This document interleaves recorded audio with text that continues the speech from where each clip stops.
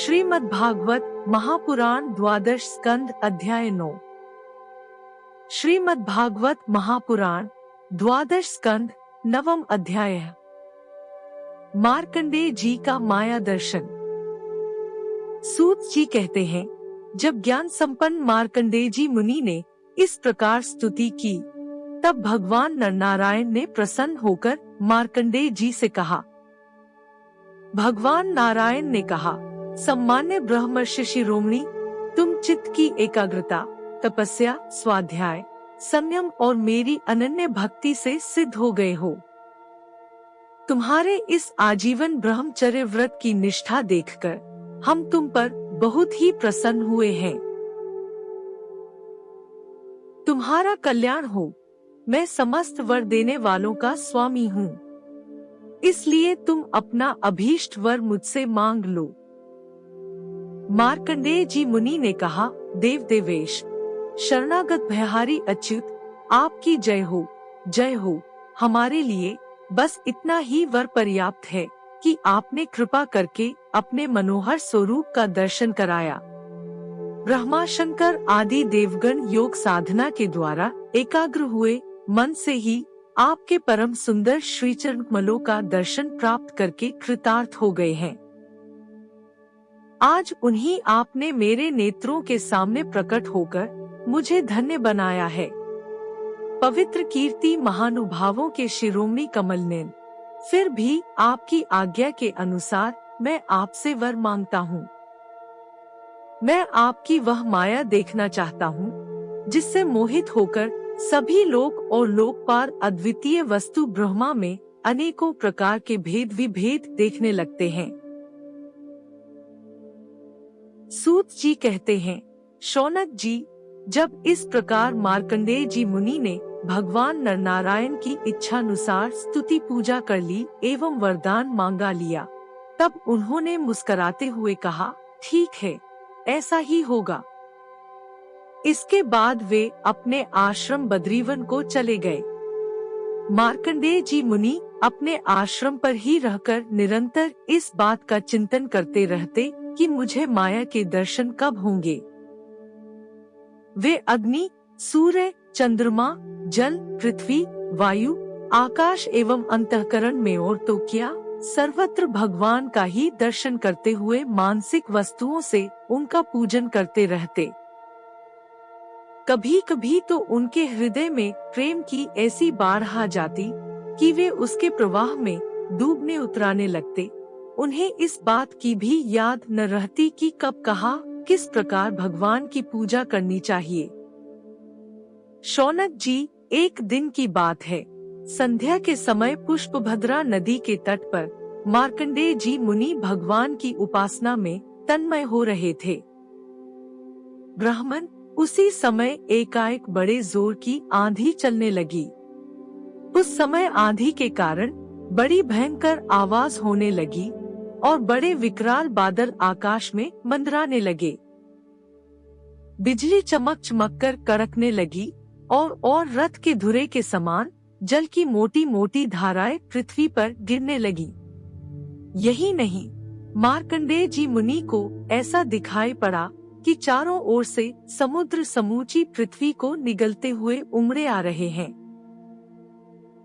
आंधी के वेग से समुद्र में बड़ी बड़ी लहरें उठ रही हैं, बड़े भयंकर भंवर पड़ रहे हैं और भयंकर ध्वनि कान फाड़े डालती है। स्थान स्थान पर बड़े बड़े मगर उछल रहे हैं। उस समय बाहर भीतर चारों ओर जल ही जल दिखता था। ऐसा जान पड़ता था कि उस जल राशि में पृथ्वी ही नहीं, स्वर्ग भी डूबा जा रहा है। ऊपर से बड़े वेग से आंधी चल रही है और बिजली चमक रही है, जिससे संपूर्ण जगत संतप्त हो रहा है। जब मार्कंडेय जी मुनि ने देखा कि इस जल प्रलय से सारी पृथ्वी डूब गई है, उद्भिज, स्वेदज, अंडज और जरायु चारों प्रकार के प्राणी तथा स्वयं वे भी अत्यंत व्याकुल हो रहे हैं, तब वे उदास हो गए और साथ ही अत्यंत भयभीत भी। उनके सामने ही प्रलय समुद्र में भयंकर लहरें उठ रही थीं। आंधी के वेग से जलराशि उछल रही थी और प्रलयकालीन बादल बरस बरसकर समुद्र को और भी भरते जा रहे थे। उन्होंने देखा कि समुद्र ने द्वीप, वर्ष और पर्वतों के साथ सारी पृथ्वी को डुबा दिया। पृथ्वी, अंतरिक्ष, स्वर्ग, ज्योतिर्मंडल, ग्रह, नक्षत्र एवं तारों का समूह और दिशाओं के साथ तीनों लोक जल में डूब गए। बस उस समय एकमात्र महामुनि मार्कंडेय जी ही बच रहे थे। उस समय वे पागल और अंधे के समान जटा फैलाकर यहाँ से वहाँ से और वहाँ से यहाँ भाग भाग कर अपने प्राण बचाने की चेष्टा कर रहे थे। वे भूख प्यास से व्याकुल हो रहे थे। किसी ओर बड़े बड़े मगर तो किसी ओर बड़े बड़े तिमिंगिल मच्छ उन पर टूट पड़ते। किसी ओर से हवा का झोंका आता तो किसी ओर से लहरों के थपेड़े उन्हें घायल कर देते। इस प्रकार इधर उधर भटकते भटकते वे अपार अज्ञानांधकार में पड़ गए, बेहोश हो गए और इतने थक गए कि उन्हें पृथ्वी और आकाश का भी ज्ञान न रहा। वे कभी बड़े भारी भंवर में पड़ जाते, कभी तरल तरंगों की चोट से चंचल हो उठते। जब कभी जल जंतु आपस में एक दूसरे पर आक्रमण करते, तब ये अचानक ही उनके शिकार बन जाते। कहीं शोकग्रस्त हो जाते तो कहीं मोहग्रस्त। कभी दुहक ही दुहक के निमित्त आते तो कभी तनिक सुख भी मिल जाता। कभी भयभीत होते, कभी मर जाते तो कभी तरह तरह के रोग उन्हें सताने लगते। इस प्रकार मार्कंडेय जी मुनि विष्णु भगवान की माया के चक्कर में मोहित हो रहे थे। उस प्रलय काल के समुद्र में भटकते भटकते उन्हें सैकड़ों जारों ही नहीं, लाखों करोड़ों वर्ष बीत गए। शौनक जी, मार्कंडेय जी मुनि इसी प्रकार प्रलय के जल में बहुत समय तक भटकते रहे। एक बार उन्होंने पृथ्वी के एक टीले पर एक छोटा सा बरगद का पेड़ देखा। उसमें हरे हरे पत्ते और लाल लाल फल शोभायमान हो रहे थे। बरगद के पेड़ में ईशान कोण पर एक डाल थी, उसमें एक पत्तों का दोना सा बन गया था। उसी पर एक बड़ा ही सुंदर नन्हा सा शिशु लेट रहा था। उसके शरीर से ऐसी उज्जवल छटा छिटक रही थी जिससे आसपास का अंधेरा दूर हो रहा था। वह शिशु मरकतमणि के समान सावल सावला था। मुख कमल पर सारा सौंदर्य फूटा पड़ता था। गर्दन शंख के समान उतार चढ़ाव वाली थी। छाती चौड़ी थी। तोते की चोंच के समान सुंदर नासिका और भौहें बड़ी मनोहर थीं। काली काली घुंघराली अलके कपोलों पर लटक रही थी और श्वास लगने से कभी कभी हिल भी जाती थीं। शंख के समान घुमावदार कानों में अनार के लाल लाल फूल शोभायमान हो रहे थे। मूंगे के समान लाल लाल होंठों की कांति से उनकी सुधामयी श्वेत मुस्कान कुछ लालिमा मिश्रित हो गई थी। नेत्रों के कोने कमल के भीतरी भाग के समान तनिक लाल लाल थे। मुस्कान और चितवन बरबस हृदय को पकड़ लेती थी। बड़ी गंभीर नाभि थी। छोटी सी तोंद पीपल के पत्ते के समान जान पड़ती और श्वास लेने के समय उस पर पड़ी हुई बले तथा नाभि भी हिल जाया करती थी। नन्हे नन्हे हाथों में बड़ी सुंदर सुंदर अंगुलियां थीं। वह शिशु अपने दोनों करकमलों से एक चरणकमल को मुख में डालकर चूस रहा था। मार्कंडेय जी मुनि यह दिव्य दृश्य देखकर विस्मित हो गए। शौनक जी उस दिव्य शिशु को देखते ही मार्कंडेय जी मुनि की सारी थकावट जाती रही। आनंद से उनके हृदयकमल और नेत्रकमल खिल गए। शरीर पुलकित हो गया।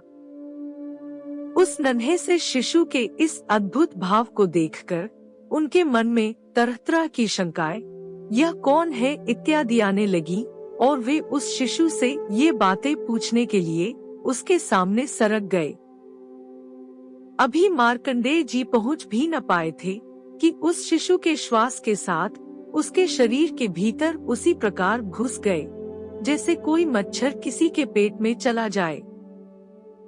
उस शिशु के पेट में जाकर उन्होंने सब की सब वही सृष्टि देखी जैसी प्रलय के पहले उन्होंने देखी थी। वे वह सब विचित्र दृश्य देखकर आश्चर्यचकित हो गए। वे मोहवश कुछ सोच विचार भी न सके। उन्होंने उस शिशु के उदर में आकाश, अंतरिक्ष, ज्योतिर्मंडल, पर्वत, समुद्र, द्वीप, वर्ष, दिशाएं, देवता, दैत्य, वन, देश, नदियां, नगर, खाने, किसानों के गांव, अहीरों की बस्तियां, आश्रम, वर्ण, उनके आचार व्यवहार, पंचमहाभूत, भूतों से बने हुए प्राणियों के शरीर तथा पदार्थ, अनेक युग और कल्पों के भेद से युक्त काल आदि सब कुछ देखा। केवल इतना ही नहीं, जिन देशों, वस्तुओं और कालों के द्वारा जगत का व्यवहार संपन्न होता है, वह सब कुछ वहाँ विद्यमान था। कहाँ तक कहें, यह संपूर्ण विश्व न होने पर भी वहाँ सत्य के समान प्रतीत होते देखा। हिमालय पर्वत, वही पुष्पभद्रा नदी, उसके तट पर अपना आश्रम और वहाँ रहने वाले ऋषियों को भी मार्कंडेय जी ने प्रत्यक्ष ही देखा।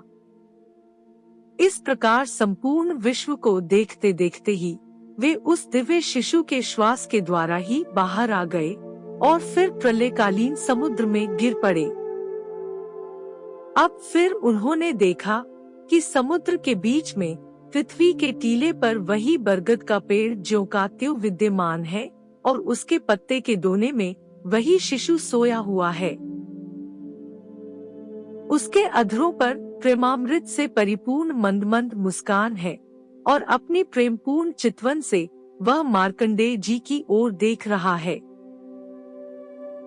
अब मार्कंडेय जी मुनि इंद्रियातीत भगवान को, जो शिशु के रूप में क्रीड़ा कर रहे थे और नेत्रों के मार्ग से पहले ही हृदय में विराजमान हो चुके थे, आलिंगन करने के लिए बड़े श्रम और कठिनाई से आगे बढ़े।